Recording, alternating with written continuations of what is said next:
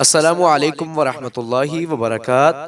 7 دن کے اندر یہ میں سن چکا ہوں، تقریباً 10 کے قریب اموات ہو چکی ہیں، اور یہی سنتا آ رہا ہوں فالج کا اٹیک ہے یا دل کا دورہ پڑ گیا یا دوبارہ مریض کو ہوش ہی نہیں آئی۔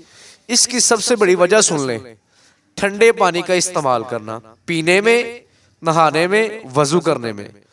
ٹھنڈے پانی کا انسان جب استعمال کرتا ہے تو انسان کے پٹھے سنگڑ جاتے ہیں اور خون کی روانگی کم ہو جاتی ہے، خون کی سپلائی دل اور دماغ کی طرف کم ہو جاتی ہے، تو پھر 90% یہ خدشہ ہوتا ہے کہ اسے فالج کا اٹیک ہو جائے۔